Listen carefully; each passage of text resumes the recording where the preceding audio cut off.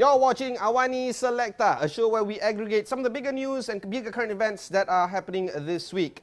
Of course, one of the bigger things that have happened over this week is actually the story of how 47 Malaysians, most of them Sarawakians, have been detained in Cambodia without trial. The MP of Julau as well as the MP of Lubuk Antu, together with a few community leaders, highlighted this problem where 47 Malaysians among those that are being detained in Cambodia because of the pretext that they are part of a gambling casino kind of mafia-like underworld thing. But according to YB Larry Seng, they actually went to Cambodia because they wanted to find a better job opportunity. So this is my phone conversation with YB Larry Seng, the MP of Julau, and he discusses about the whole thing, where it is and how Malaysian government can actually step in to actually resolve and free the 47 detained Malaysians. Well, this is a story of mainly young Malaysians from poor families who are victims of a human trafficking scam and currently held in a provincial prison in Banti Minchai, Cambodia, without any trial. Most of these detainees are actually Sarawakians, and they're in their early 20s.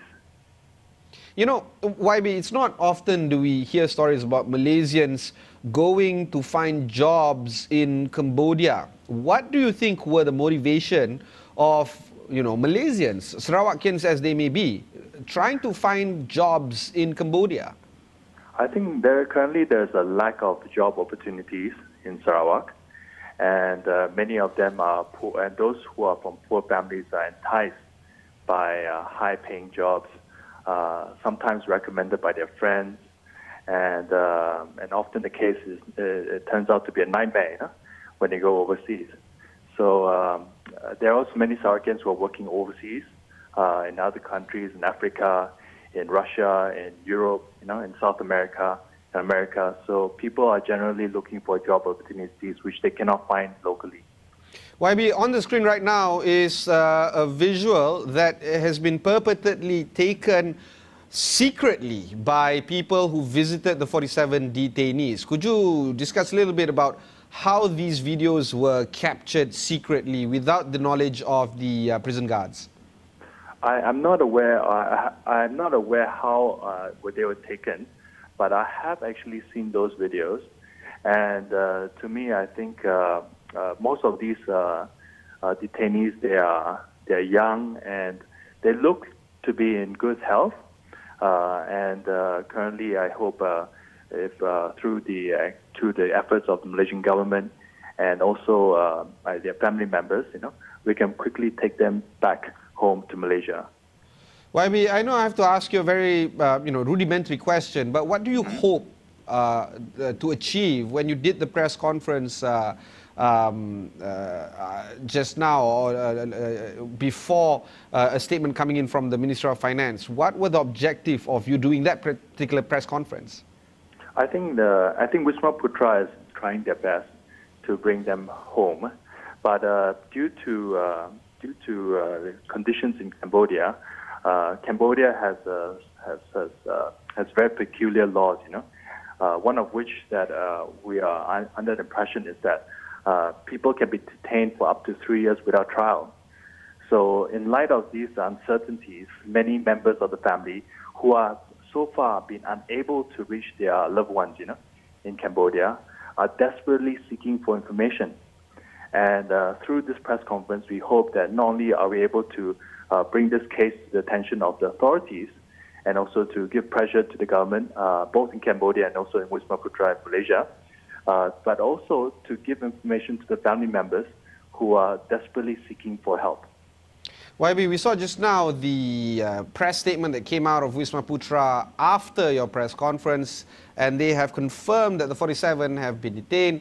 They have also elaborated a little bit about the sequence of events that has taken place in terms of who has seen these detainees, the kind of processes that are currently being involved. And I just want to marry this statement coming in from a particular statement that was issued by a so-called officer of the ministry saying that, a note or a diplomatic note simply doesn't cut it. There seems to be, a miscommunication into what must be done more. Do you think that the government is now doing enough to get in touch, at least with the 47 detainees? I think in the coming days, things will become clearer. But on the part of myself and also the NGOs that were with me in the press conference, we are very concerned about this case, and we will also follow up with Wisma Putra next week to find out more information and see how this is developing. And if there is still lack of information, I am prepared to bring a group of Malaysians, families, members of the press, to Cambodia to see for myself, how we can actually expedite this case and bring them home. And this is a period of celebration, Chinese New Year, and many of these detainees are Chinese, Malays, Dayaks. I believe that they're very scared, they're worried, they're concerned about their own safety, and I believe that it's very important, for the government of Malaysia to make sure that they come home safely as soon as possible.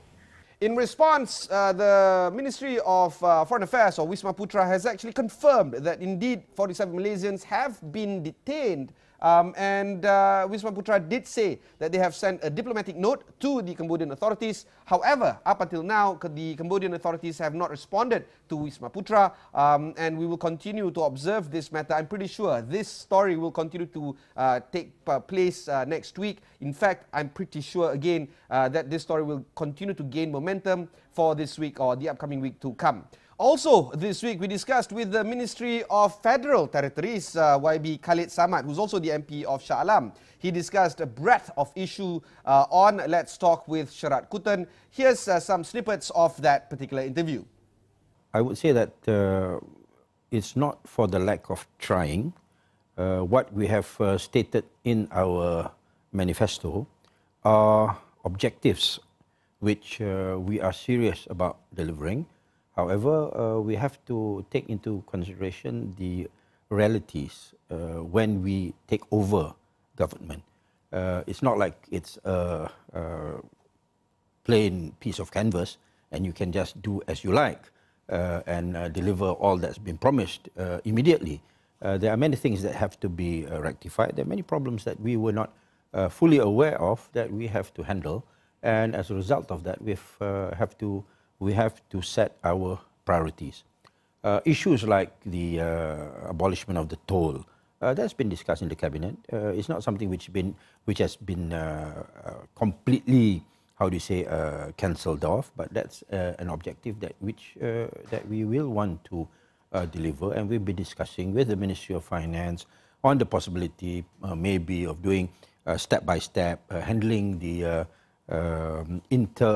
intra-city tolls first, those which are manageable, and maybe we can do that once we have completely, or not to say completely, once we have handled the major problems within the administration and the economy, make sure that there are no more leakages, there's no more wastages, no more corruption, and things are put on track, stabilize it, then we start making our policies of how we're going to handle, which ones that we can abolish first with respect to the tolls, and also issues like the cancellation of the PTPTN and so on and so forth. So these are all issues which are still on our agenda.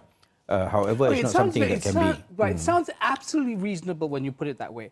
The question is, and this is not coming from people who oppose you from across the aisle in Parliament, the people in UMNO, MIC, MCA, PAS, but from people who supported you, who voted you in. So is it that they're impatient? Is it that your government is not communicating precisely what you said to me in a way that is persuasive? Are you not doing enough of that? Yeah, maybe that's a weakness that we have to overcome, because we have taken over the mainstream media, but the mainstream media, we have not, transformed it or cleaned it out completely. Remember to catch the full interview with the FT Minister, Khalid Samad, on Let's Talk with Sharaad Kuttan, also streaming on our website at astroawani.com. Just search for Let's Talk. Also, this week, I want to touch a little bit about the upcoming shows that we will have next week. One of them, Health Matters with Dishan Kumar. Health Matters is one of our newest show where we will interview physicians, clinicians, doctors, and also patients, as well as pharmacists if we need to get them, about anything and everything that relates to health. And of course, one of the bigger things about health is right now, the trend is to talk about genetics. And here is Dishan Kumar speaking to a geneticist from the University of Science Malaysia, Professor Zafarina, to discuss what the future holds for genetics in Malaysia and beyond. So let's say if I'm talking about the Chinese, yeah.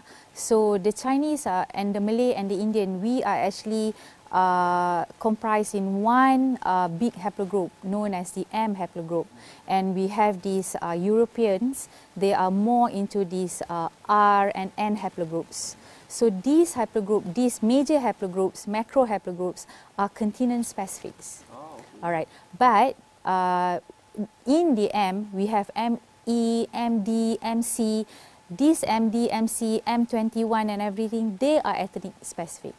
So by looking at narrowing down the search, by looking at more sequences from the mitochondrial DNA, we can actually cluster them in a smaller groups. But again, I can actually have a big group of Southeast Asian, I can have big groups of East Asian. So these are the differences between, that we can say that small differences between the races. So that's it for this particular episode of AWANI Selecta. Remember to continue watching us for the entire week. And if you can't watch the entire breadth of our show on this particular channel, just keep your eyes out for AWANI Selecta, where we aggregate some of the bigger news that happened this week and some of the key interviews that we've had as well. Remember, this is the news that is designed for you, tailored for you, and therefore we need your views and your opinions about how we can make this show better and how we can actually serve you better. So just hit me up on my Twitter feed at IbrahimStadiNet. Also hit us up at 501 Awani on all our social sites to discuss a little bit better about what you want coming out of this show. That's it from me. Thanks very much for watching, and goodbye.